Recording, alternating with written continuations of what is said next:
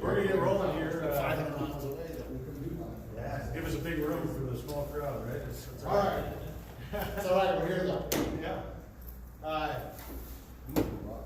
So we are recording it. We're gonna put it up. We're gonna give it to Dave to put up there too. So if you know other people that you think are interested, they can see it virtually as well. My name is Tim Rowe. I'm the principal at Proctor High School. If you're not familiar with Proctor, it's right at the top of the hill in Duluth, if you've been to Duluth. We high school of about 600 students, 9 to 12. And in our area, there's a lot of movement between schools by students, especially from Duluth. And so a lot of what we're talking about today is based on our kind of desire to appeal to people who come to Proctor. And also to get some pride in our community here. With me is Ted Keefitt. Ted is finished his first year as a classroom teacher, as a Tier 1 teacher, CTE variants, to kind of run our program, our EV production program and our computer technology program. Before that, 5-6 years as an educational assistant in our district. But Ted is a guy that I knew could get the job done. He was passionate, he was excited about this stuff, and so I volunteered him to be the guy to run this. So exactly what it is. Missing that ball. So it was Ted, do you want to do this? No. Ted, do you want to do this? No. Ted? Okay. You're good to do this. But so really what this is about is using career exploration in media production to develop kind of your brand in your school, to give people an idea of what your school's about. So just real quick, I want to just go around here just first of all so I can kind of know who's here, but also think about tell us one thing in your school that you wish your community could see. You kind of have a lens in your school to see that, that using a program like this could really get the word out about. So go ahead. I'm Mark Canton at Woodbury High School, and we were just talking a little bit about those events that normally public doesn't see, like speech and things like that. And we do a Veterans Day presentation at our school that is second to none, and I think if the public saw that in its entirety, they'd be super impressed. I'm Jamie Miller. I'm the activities director and assistant principal at Zimmerman High School. And kind of real similar, just the positive stories that are being told, not only by current students, but some of our alumni are doing some great things. I think that's, the ultimate goal is to have these kids go on and do positive things. And that'd be a great story to come back and tell. So, Come on in. Come on in. You don't have to stand on the hall. We'll take over. Come on. Top 100, 712 principal, and now the activities director. So, yeah, there's so many stories. We're a small school, and so many great things that are happening in our school, and we just don't have anything to really push out to the public, video-wise, and I think we can do a lot with that. So find out what you guys are doing. Principal and EV? Correct. Wow, that's what That's been done, and transportation, that's what we're going to go on. I've been doing this, for 22 years, so. Wow. Yeah. It's okay. Good for you. I don't know, part of the cottage grove about Catherine Steinmetz, 7th through 12th principal in Fisher. Just recently been having a conversation with the superintendent and things like that as to what are those things we can do more proactively to, kind of brand our school, let people know about those things. Just a real simple thing that I can say, amazing thing happening, wish people could see. We do, we call it a cap and gown photo, and then we're a 7 through 12 school building, and then we have the graduates walk the gauntlet of the elementary students, kind of like high-fiving everybody like you would do if you're going to go to the state tournament or something. It's probably a 5-10 minute thing that happens. Right. And yet it's this celebration really at the end of the year, getting the little kids to look up to the seniors, all of those cool things that happen about a K-12 building. Most people, if they're not in the school, they don't know what happens. Yeah, right. I'll go back there. Name and kind of where you're from, and what are things in your school that you think you could highlight that people really don't know about? Okay, Brent Nelson, Mora High School principal, grades 7 through 12. I actually popped in here because we just went through a branding process this school year, and no one knows that yet. We need to get that out next year. We also have always been a winner with open enrollment, and we were looking at some of the data, and there's a district that's right next to us that sends a bus into our community and is loading up students, and we're starting to lose to that district. We offer it, and I think a lot more opportunities for kids than they do, so that's exciting. And then we're trying to get a new high school, so with referendum stuff, communication's big, and it seems like it would fit. Yeah, and you talk about, you know, those little things, the window into your community, and that's one thing I said, who's telling your school story? You know, if you're not telling it, who is? And what is being said? You know, what's out there about your school, what's the perceptions, what's the beliefs, especially if you're looking to do referendums or things like that. You know, you gotta kind of control that message and get out there what you wanna have out there so people know what those good things are. So our goals of this session are really to kind of walk you through our journey and kind of how our why has evolved as we started, and then kind of got into now what is our third year of really working through this program. And then I want you to leave you with just kind of some tips on how you can start your own program. How many people in here already kind of have like a studio in their school or something where they do internal stuff? Okay. And I'm finding as I talk to a lot of different people that that's kind of the case. So we do school announcements or we do internal things, but now, you know, the emphasis, we don't do any of that. We want to start doing that. Our thought was, let's get out there and do the external things to get the community excited about what's going on at Proctor. So the very beginning for us, as you can see some pictures of way back when we had iPads, the first one-to-one initiative that we did with iPads, and we had a green blanket, you know. So I'll let Ted talk about. I'll let Ted talk about kind of how we got started with TouchCast and how we kind of got the start of this idea. So some of the parts we wanted to do is Tim wanted to kind of bring school alive in regards to being able to do the announcements like some of you are doing, but also to allow classes to use technology, since we are a one-to-one school when they had iPads at the time, and now we're Chromebooks, can kind of do some of the same stuff, but make it so that we're actually using that stuff and being able to give them more. And one of the first places we went was with the iPads, because it worked really well. There's a free software out there called TouchCast, and it's really cool because you can take the ability to take 4 iPads and be able to do everything that this $10,000 piece of machine does. And it makes it nice because you can green screen. You can publish it right after to any of your, whether you're using Twitch, YouTube, or whatever have you. It's all publishable. You can take it down and you can edit it beforehand. There's actually one screen, and I don't know if we had it in here. No, we didn't have it in there, but there's a sports center and a news desk setup where you can actually, when you connect to your internet, it'll actually pull the highlights from the day. So you got true scores going across if you're doing a sports update, or you got true headlines going across for what's actually active during that day. So while you're doing those announcements and stuff, you can actually make it fully relevant, not just the school, but also what's going on in the world. And it was a really nice piece, and the kids jumped on it. They used it for doing PSAs, doing some stuff in Mr. Dennis's room for his class and stuff, and it was a really, really good launching pad for us since we had the iPads and were able to go that route. But what we learned in this process is that kids are into this.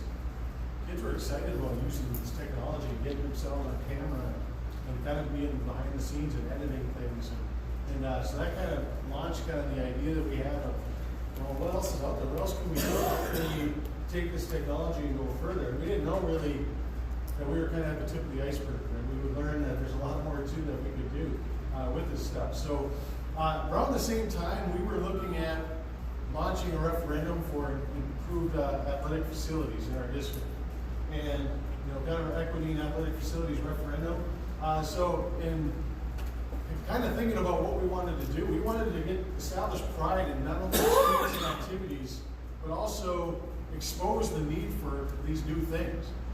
So getting out there and doing some broadcasts of some of our hockey meets. We've been in our old hockey arena, you know, that is the coldest arena in Minnesota. And the boards are held together by ratchet straps and all that stuff.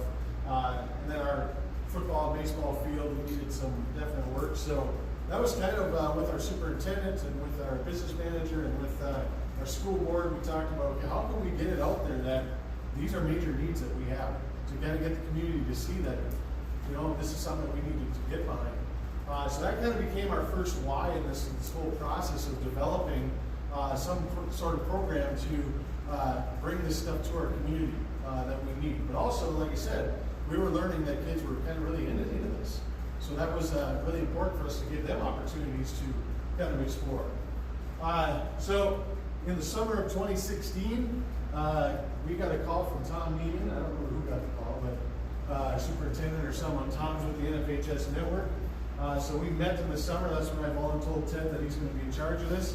And we joined the NFHS network. And I don't know if you're familiar with the NFHS network, but it's got a setup that will allow you to present or upload, live stream different activities. And it is subscription based for certain events. Okay? And that's one of the things that Ted will talk about you didn't like about it. But it's a simple setup, and I'll let Ted talk a little bit about kind of what that setup is and what that looks like. So with the NFHS network, it was a really nice way to get started for the piece, but there are a lot of unknowns for us as we started, but you got to try and start somewhere, right? As you can see, for a school, there's no cost for you to join as long as you meet a couple of goals that they put in front of you. One, they want your student email base. No, not their personal if they happen to have that on file, but their actual school email. Because when we have events and we schedule the events, they want to be able to push that out and say, hey, this is coming up, this is what's happening, and so on. And then we had to do 7 broadcasts within 30 days. Well, by the time we had the contract, we had already had 5 broadcasts done. So doing that 7th one in 30 days, or those last 2 in 30 days, wasn't going to be an issue for us. The equipment to get started with them was a dongle. We all know dongles with Apple and stuff, but this is the dongle that we had to purchase, which allowed this to USB go right into a laptop, and then you could plug your camera and your audio. And this is actually how we started. We had 1 camera, 2 students fighting over who was going to work the camera, and then Tim and I doing the audio stuff, because that's the one thing that we've learned that is hard to do. All the kids want to run the equipment, they want to set it up, they want to know how to do it, they want to edit, they want to do everything, but they don't want to do this. But we have a couple of kids coming now that are in that. I forget what they were.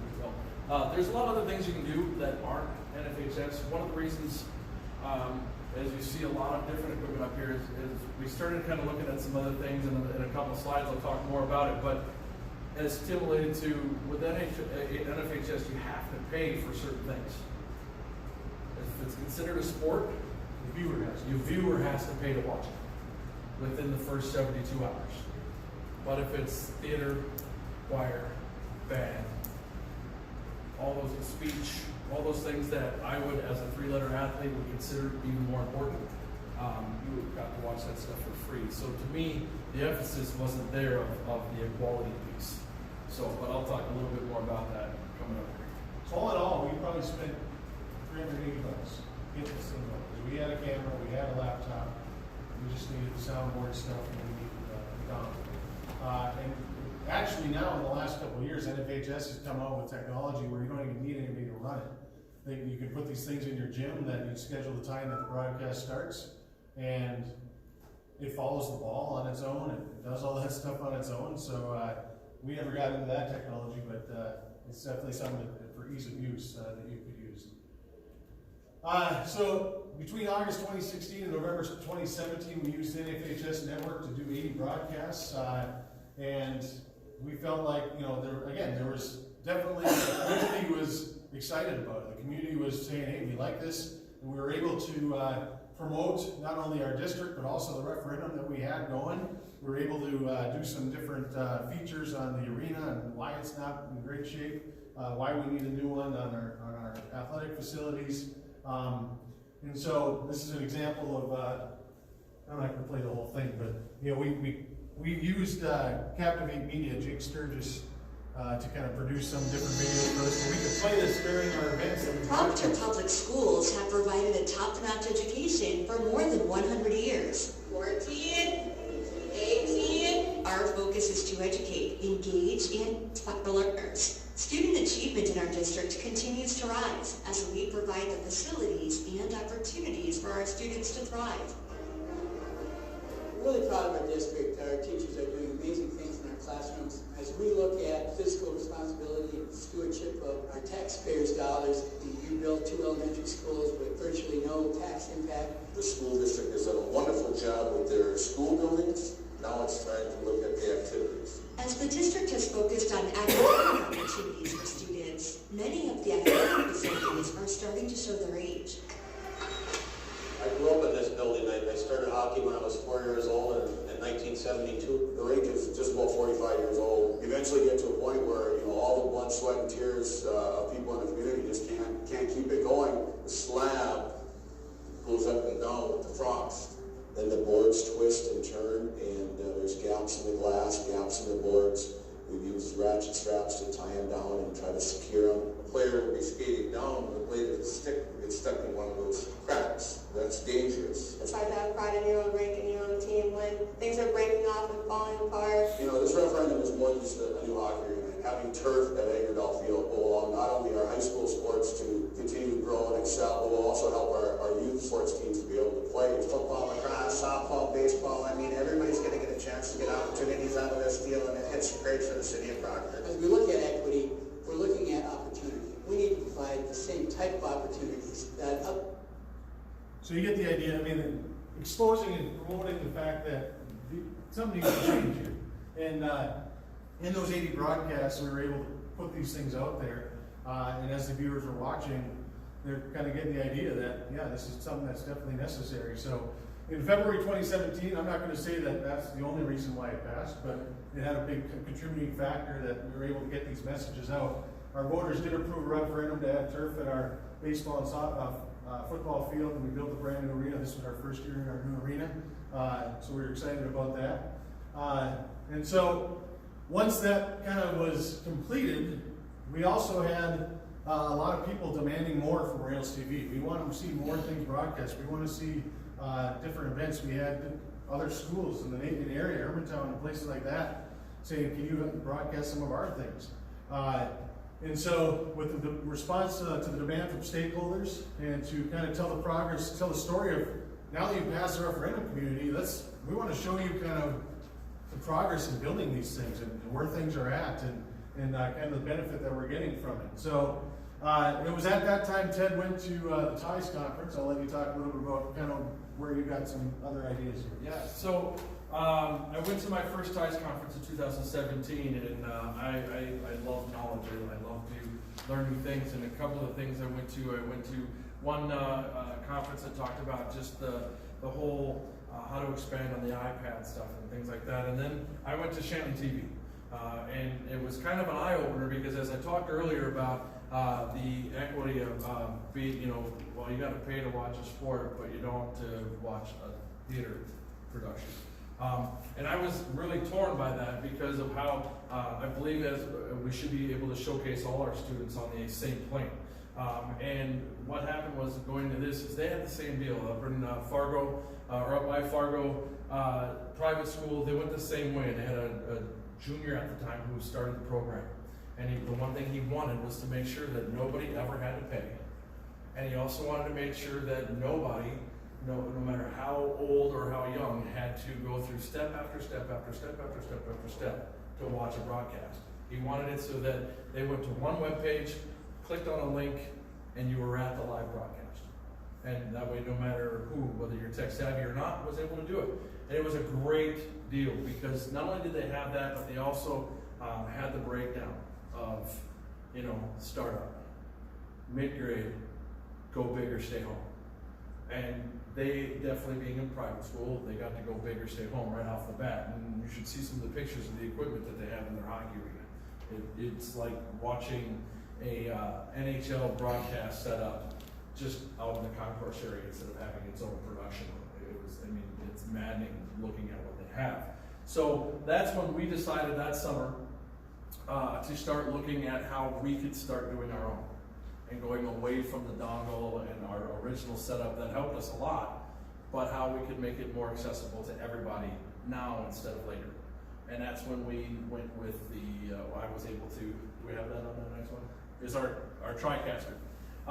We were able to get this TriCaster and two cameras, and a green screen and stuff like that for $8,300 from this gentleman in California. Just by, I like to go looking at, how do I put this? I love to spend money, but I'm frugal. So I want the best bang for it, especially when I know I'm going to have to fight for every dollar within a school district. And I was able to find this online, and it's been a great tool for us. It's allowed us to do a year and a half worth of broadcast before it decided to not be real healthy. And it's done great. The kids loved it. I mean, I had one student come in during the summer that we got it. He spent 2 days with it. You would have thought he had spent 2 years with it. And he could do anything with that thing that you wanted him to. And it was great. And it really actually increased our productions from this to that, and the looks, the videos we could play, the replays that we could do, replay for things. And it just allowed us to do a lot more, but it was also a lot more work, and we had to bring on a lot more students. So without the deal, what would a setup like that probably like? If you're looking at that setup,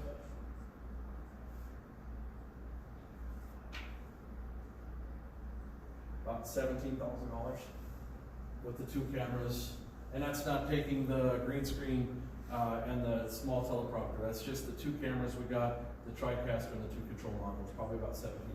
But we were looking last night, there's stuff out there still, there's stuff that you can find on Facebook garage sale and Craigslist, all that stuff that you can find.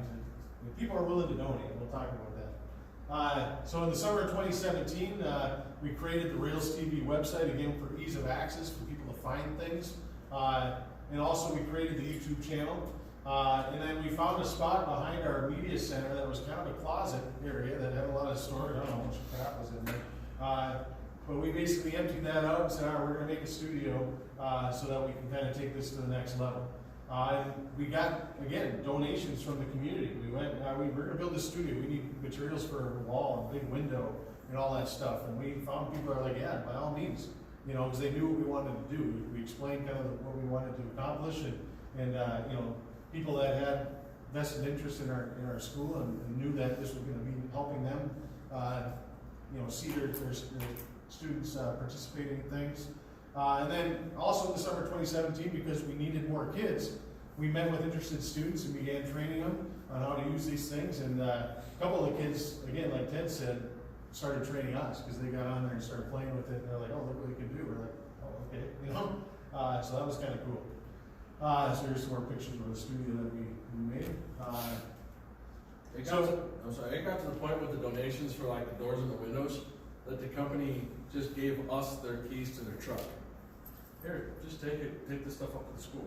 I mean, how many big companies just go, yeah, here's the keys to our company truck, have a good time? Not many, you know. So the fact that they were truly looking out and wanting to be part of it was really awesome. I thought you stole it. I did, but you were there, so you would know better. So in the 2017-18 school year, we did 89 broadcasts with the TriCaster. And again, we were able then to, we just passed this referendum, we were able to kind of showcase and show people the progress on the facilities that they helped pay for. So we had, this is before the first football game at our new turf field, just the ribbon cutting and things like that. The district would like to thank our communities for their support for making this facility a reality. To commemorate our new facility, we will be conducting a ribbon cutting ceremony celebrating its completion and honoring a few individuals who helped build our programs and make this day a possibility. I was not one of the ones that got asked to cut the ribbon, just so you know. And then throughout the time that we're building the new hockey arena, our superintendent would make some updates that we would put on our broadcasts, you know, during the commercial breaks and things like that. So you put in just kind of, here's where things are at, so you community know where the progress is being made.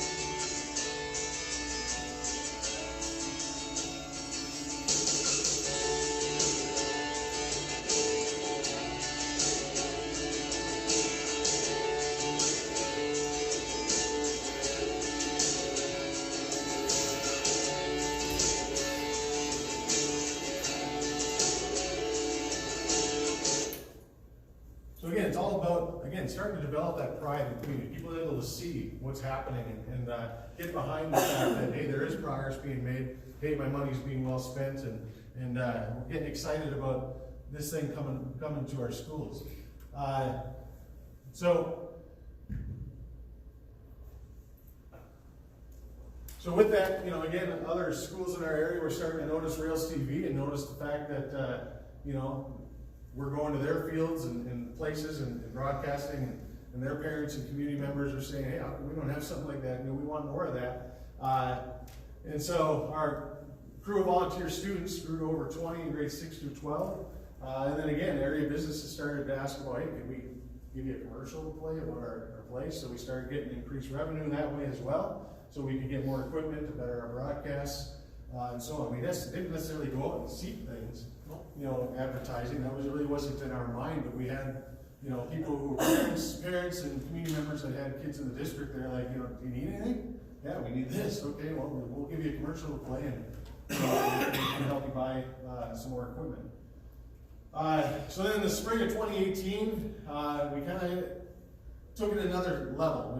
We saw we had a group of students that were really excited about this, and so we started talking about, okay, let's look at a career pathway that we can start building here to get students who are interested. Because we found students that were really not engaged in school really become engaged in this process and in this stuff. And it's kind of a niche thing. You know, they weren't in athletic stuff, they weren't really into a lot of different things, but they were really into this. And that was a really cool piece of this, is finding those kids. So we found kids that, you know, that were interested in kind of pursuing a career in this area.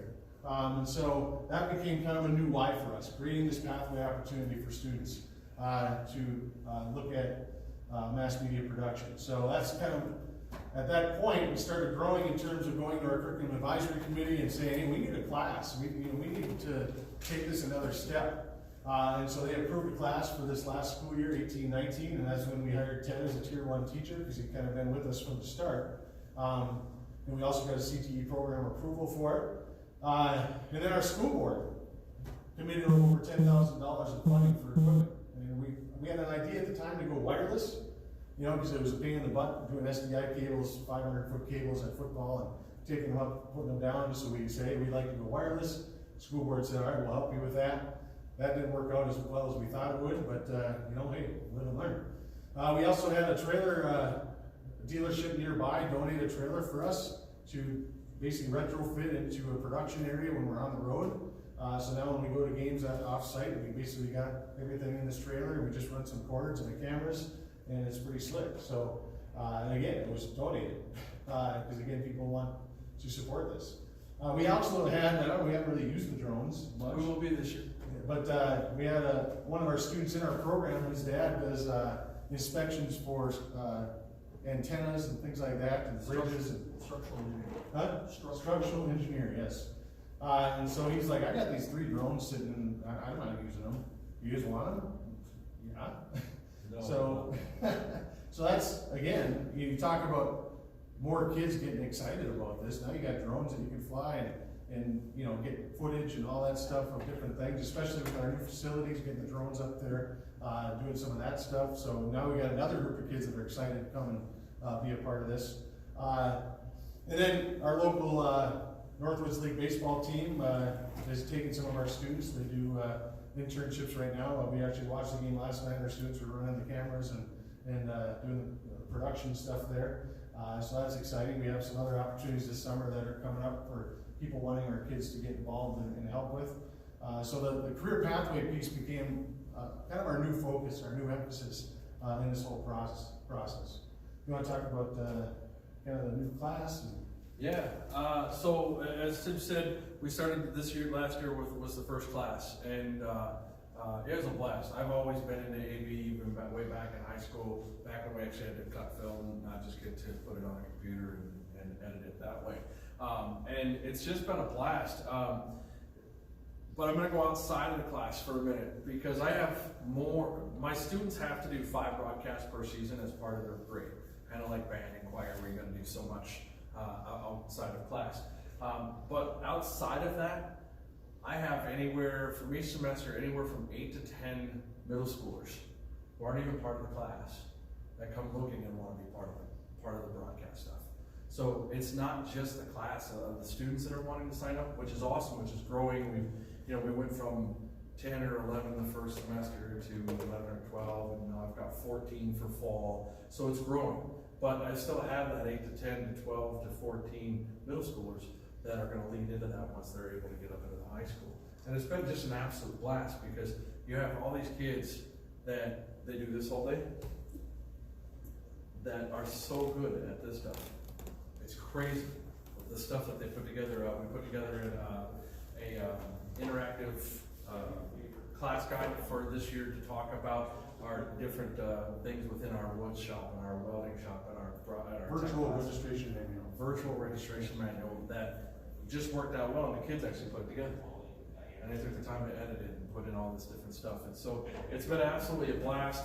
Having the multiple cameras now that we have has been huge, to go from one angle to having 2 cameras down on the field and a center camera, or in the ice arena having 2 down low ice level and 1 up high, to get all those levels, and being able with our new machine coming up to add a 4th camera, because this machine allows us to do 4 cameras, to whereas the TriCaster allowed us to do 3 and the dongle allowed us to do 1. I'm sure we could have done more, but it wasn't feasible that way. And then the cool parts, as Tim talked about, the internships, and they're paid internships, so they're down there getting paid to run cameras and broadcast for the Huskies, but also bringing our students into the city of Proctor and actually having them work in the studio down there for the public access to run the meetings and stuff like that for the broadcast piece for the city too. And it's just getting these kids all these opportunities that they want to lead into. I mean, I couldn't be there this week because of some training. All I had to do was text one of the kids, and they said, "Yep, I'm there."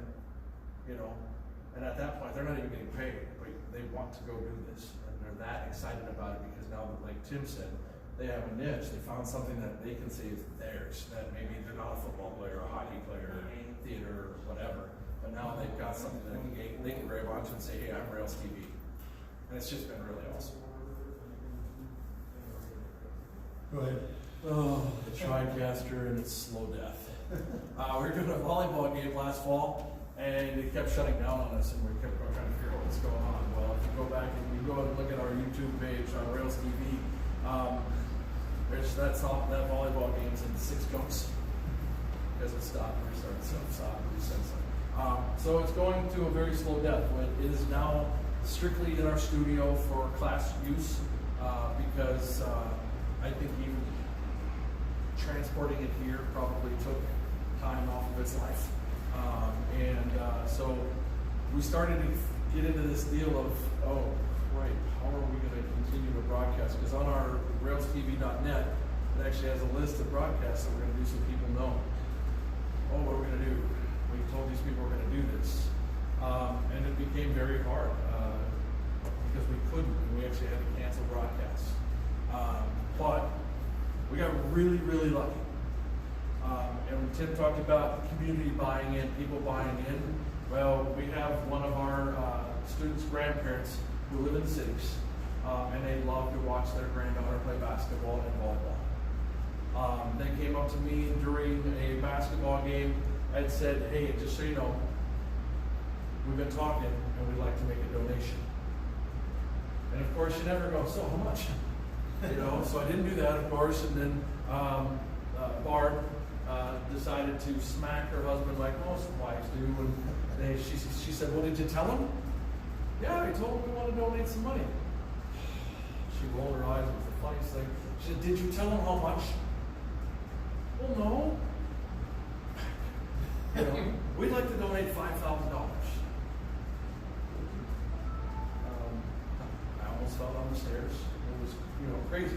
Because I had already been talking to Tim and admin, how are we gonna keep this thing going that everybody now wants to have and wants to see? And we were at a crossroad. Well, about a week later, I got a phone call from Barb.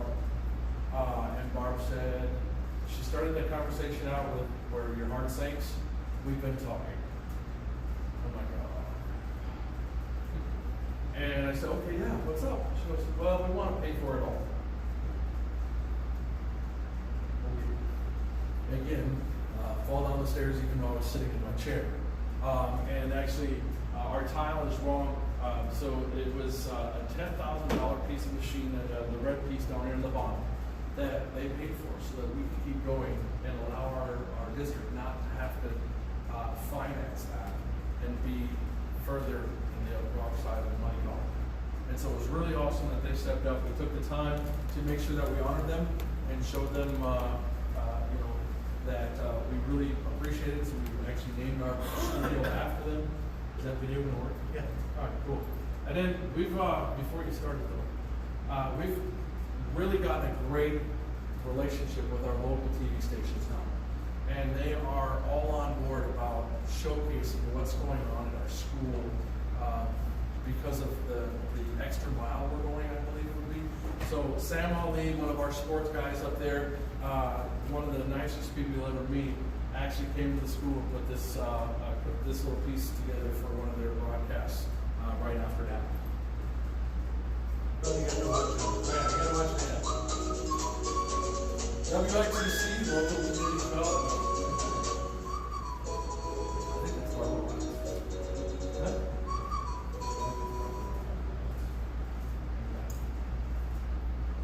Most people in our field don't get their first exposure to broadcasting until they're in college. For me, it was junior year when I decided to leave the high-paying prospects of being a lawyer to making dad jokes while talking about sports.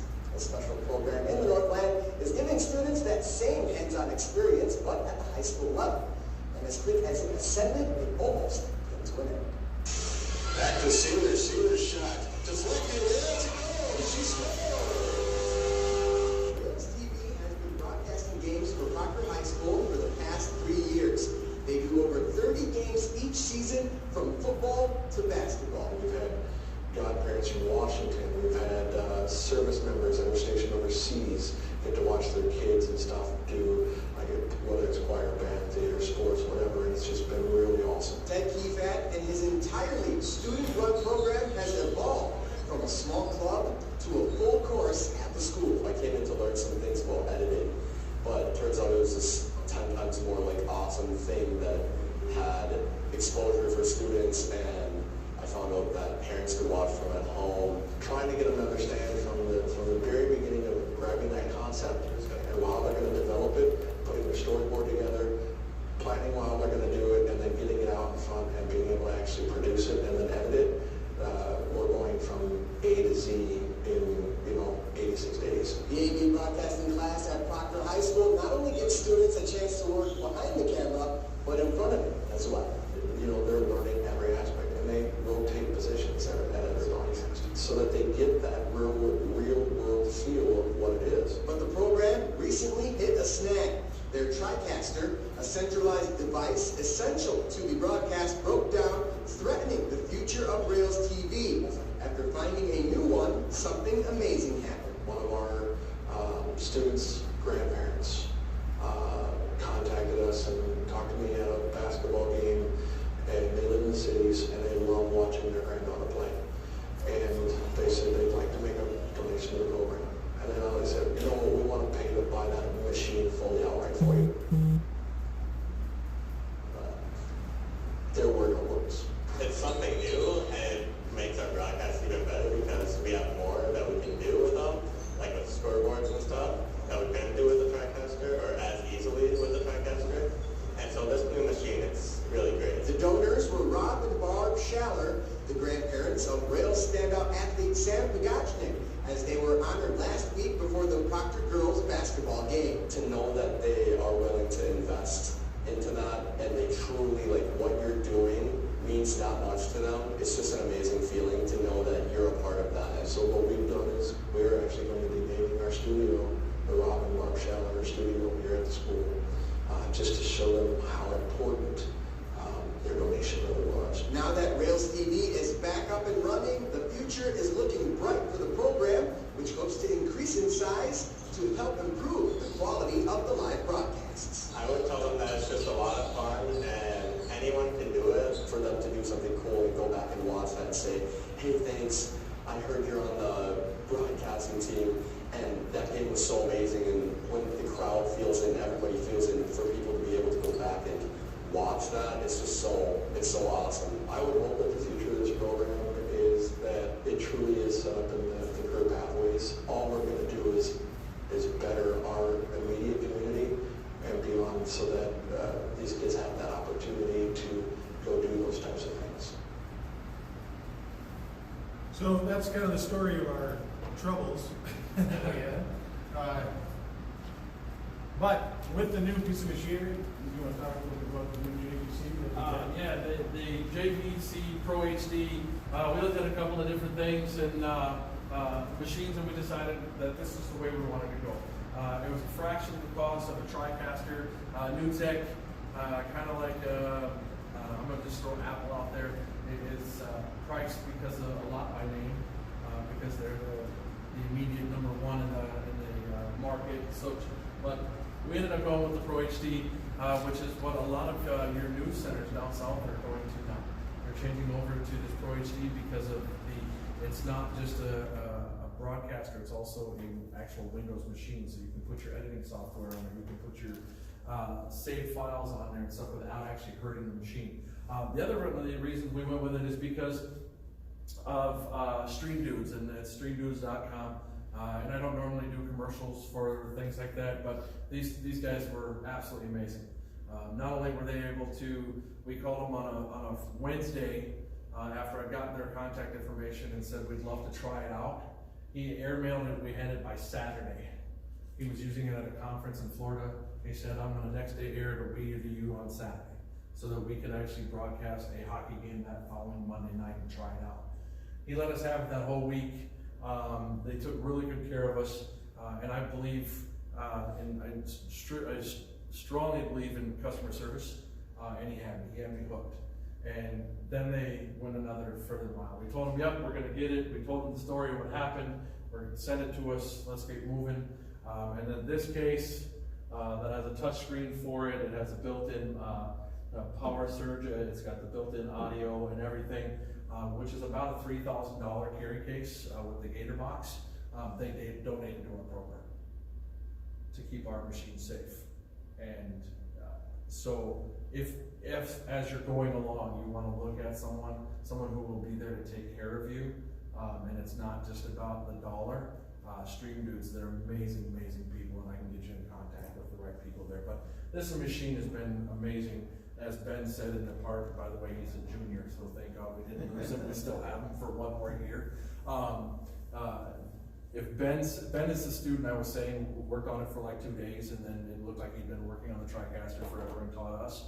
If Ben says it's great, just trust me, it's great. And the things that this thing can do with CG and overlay and everything else is just absolutely amazing. It's been, it is really kind of streamlined what we do. It is a little harder to work with than the TriCaster because it's new and we have to figure out how to easy transition into things, but it is an amazing piece of equipment.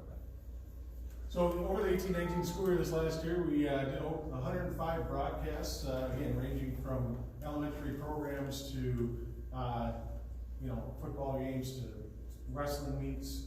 About 420 hours we figure set up to take down that we spent this year with over 30 students in our program now. We had on average about 425 viewers per event, and that's not only live but also then within a week after. A lot of people then go back and watch, a lot of kids playing, go back and watch, and their parents and people. But for us, the big thing is the subscribers we have to our YouTube channel. Now every event that we broadcast, they get a notification saying that we're going live and that we're broadcasting. So one of the things that we enjoy doing, Ted and I have done football games, probably doing the color commentary and announcing. We'll put up the YouTube chat and people will say where they're watching from, and we'll do trivia, things like that, and it's kind of a good time. So looking at this coming year, where do we want to go next? Ted has been talking with Lake Superior College, who has a program up there. We're looking at articulating with them to give our students opportunities to get degrees in these areas. The 3 local TV stations, Ted took a group this year from his classes and went and toured the different stations, and they want to partner with us and help us out with that. Again, like I said, we've started with the outside stuff and not so much the inside stuff, so we are hoping to get more RailsTV things done by our students and teachers within the school, showcasing more of the things that are happening day to day. And we want a network in Minnesota. We would love to, in your schools, have a program similar to this, and even in our local areas, so that when there is an event, if we're playing croquet and hockey, we don't have to send our crew. Croquet's broadcasting it, and our people can watch on their channel. So that's kind of a goal of ours, is to kind of get this going, kind of build a network. And then the setup and takedown is kind of not the fun part. So we're trying to find ways to streamline that in our gym and in our field and in our rink. In different places. We're putting in some, this summer, it's gonna be a lot of fun, putting in, permanent SDI cables and things like that. When they built the arena, they actually consulted Ted a lot and said, what do you need? What hookups do you need where? All that stuff. So we have kind of a good setup at the hockey arena. And one of my favorite ones there, just not to interrupt, but is normally we have to let you hear what the announcer's saying over the speaker, but in the arena they listen to what I had to say. And they actually have, so we can actually plug, you run an XLR plug into our soundboard, so you can hear it just like if you're watching TV, watching The Wild. It's crystal clear. It's like the PA guy's mic'd up. And it's added a really nice piece, except for apparently I'm told I'm too loud. You are very loud. But if you adjusted the sound beforehand, it would be okay. Ted, we were talking about in our elementary schools, starting a RailsTV junior program, to kind of get them going in some of those things, get some of and then this summer we have some community outreach things. I know people are coming to us saying, hey, you broadcast some of our stuff. So Kearns and Company does a drag racing in August in Duluth, and they want us to broadcast that and do the big screen so they can see who finished first and all that stuff. And then, like I said, Proctor Public Access, the Duluth Huskies, we've got a great partnership with still. So we want to take this even further and keep building. And it takes money. So money or things. And that's one thing, my first thing about getting started is find a Ted. Okay, do you have someone in your building that's passionate, that can, not only want to grow something like this and do it, but also won't accept no for an answer. Okay, he's great at, just like I said last night, we're in the hotel and he's, I found this stuff for my class. I asked this person if they'll donate it, and they said maybe or whatever. He's good at getting things donated to our program that we don't have to spend a lot of money, but he's also very connected to our business manager. They have an interesting relationship because he likes to spend, and the business manager's like, well, hold on a sec. But like Ted said, he finds things at a fraction of the cost of what they normally would be. But our advice is kind of start small. Again, we started small, and it kind of gained momentum because the community saw the benefit of it. The community saw the fact that they're able to see the things that are happening in the schools, and that pride developed and things like that. So it became more of a demand, and people were like, hey, what do you need for you to do more of this stuff? So when you're talking about going out and getting funding and things like that, one of the things that really speaks well to the community when you're doing that is just the connection. And to those that are far away, like I mentioned before to people, is that, and we have a lot of our parents are in the 148th Fighter Wing up in Duluth, and when they're on deployment, that was one of the things that's one of the reasons why Barb and them donated, because they heard about the fact that a lot of our parents are on deployment, they could still connect and watch their students participate in things, so that was kind of a big thing. And just to piggyback that a little bit, with Hermantown, Tim talked earlier about how we had the school come and ask us to help. It was Hermantown, and they wanted to broadcast their elementary winter programs. And it goes right along with that piece is that when we start a broadcast with the subscribers, everybody gets dinged, right? And I had to put in there right away, hey, Proctor fans, relax. The reason we're getting this is because Herman Tone asked us to help them, blah, blah, blah, blah, blah, blah. Well, the first one I get back 5 minutes into the broadcast is from a deployed mom. And she said, from a deployed mom, thank you. I got to see my kid. Sorry, I get choked up every time I say it. I got to see my kid perform. Thank you. That's what it's about. It's about community. And that's really what it comes down to. Whether it's the students in our community, whether it's the people in our community, whether it's the community that neighbors us, that our buses have to go through to go get kids in our district to bring them back. It's all about that community piece, and that's huge, especially nowadays with as many men and women we do have deployed or not at home. I mean, if you could watch your kid play and you knew you were going to miss it, but then all of a sudden, you know, Maura had this program and they were doing it, and I mean, even if it was through NFHS, you'd pay for it because you want to see your kid. But even if it was this way, where you could run off and just take it, it would just be that much better. And then if you're talking to your school board, your internal stakeholders, people that might be like, I don't know if we want to spend that money on this stuff. You know, one thing is to really promote the niche that it creates for kids that really aren't engaged in the pathways opportunity that kids have and the authentic learning opportunities that are there. That's one way that we were able to kind of convince our school board to help us buy the wireless stuff and things like that maybe weren't needed but we wanted to help with the broadcast, and just going with that idea and having some of our students go and talk about what they're getting out of that was very impactful. So it's always easier to get materials than it is money, and then Ted, like I said, is very good at that. You know, he's scouring Craigslist, Facebook garage sale sites, again looking for donations for things. You know, so it's almost every day when we talk, it's like, hey, I found this. Where are we going to store that? Yeah, this, you know. But it's about making the program better and keeping it going. And so, again, RailsTV is railstv.net is our website, but we have a YouTube channel that I'll send you links to after this, and Ted's going to send you some stuff as well. But the biggest thing, I guess, for me that I like about this whole program is the platform in which to get the word out about the cool things that we're doing. You know, people go on to RailsTV to watch their student perform in an athletic event or whatever, but in between quarters or halves or between timeouts or whatever, we're playing things about our school that they probably didn't know were going on. You know, so like one thing I started this year was a Railstrong Senior Spotlight. So I picked a senior every month that we showcased and that was doing great things, and that, you know, typically were the people that were in the spotlight. You know, and that was played during our broadcast. And, you know, again, it's just ways that you can promote the great things that are happening in your school to those people that may not have an idea that's happening. So now that creates a perception about your school. It builds pride. It helps with what your school is all about. Okay, and you know, those people that are looking for a school, now they see this stuff and they want to be a part of that. You know, that's a big piece of it. So, questions you have? I know we have a couple minutes here. I'm sorry we're hoping to finish a little earlier so we can have more time to. But definitely, if you guys want to come up and look at this stuff, you can.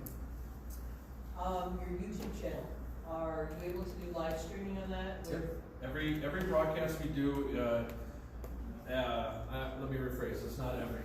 Most broadcasts, it's a live stream right to the channel, it's live right as we're doing it.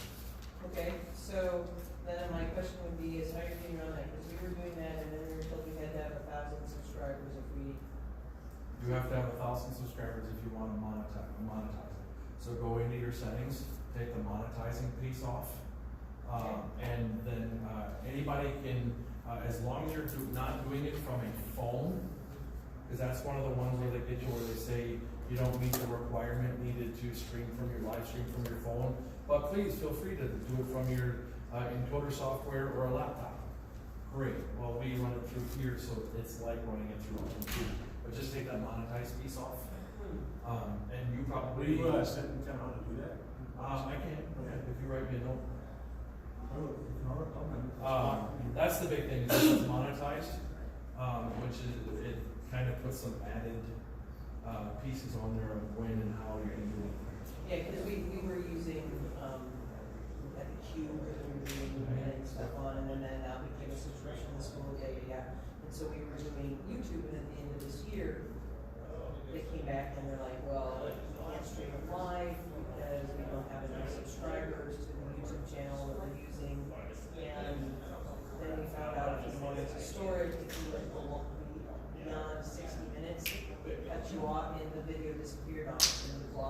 pretty expensive as a result Oh, of no. that. And So- so, anyway, I would love some information. Yeah, so what we can do is, well, I'll touch base with you, and even if, I have to politely ask for your password, or access to the computer that you'll have it on, I can jump in and we can walk through it and show you, make sure that we got the education settings right, and things like that. Okay, perfect. Anything else? So I'm gonna leave you with one final thing that I didn't get to say, on the donation piece. From a very, very young age, I was taught what the worst thing they can tell me is no. So that's why I have no problems going and saying, hey, Laura, you got that nice piece on the end of your box, can we have that? Tell me no, I'll figure something else out, you know? But it's simple, and the thing that I got last night is, we're in our studio, this lady in Duluth had, remember the old backdrop deals like at JCPenney's? So you can raise and lower backups? She had one of those. And I just said, she wanted $60. I said, would you donate it to our broadcast program? Absolutely. It was that simple, you know? I've had lots of people tell me no, but I tell you, I've had a lot more people, once they realize that I am actually asking for a school, that have said yes and donated cameras and everything else. So, We would love to help you get going on stuff. I mean, so if you have questions, you know, direct it to Ted or myself, I'll direct it to Ted. I'm gonna shoot everybody an email sometime beginning of next week, so that you'll have all my contact info. And if there's anything I can do to help, please, feel free, because again, I'd love to see this, you know, schools had a version of this back in the day when I was a kid, and I'd like to see this greater version come back and be helpful to the whole state of within the schools. So, thank you. Thanks, Stuart.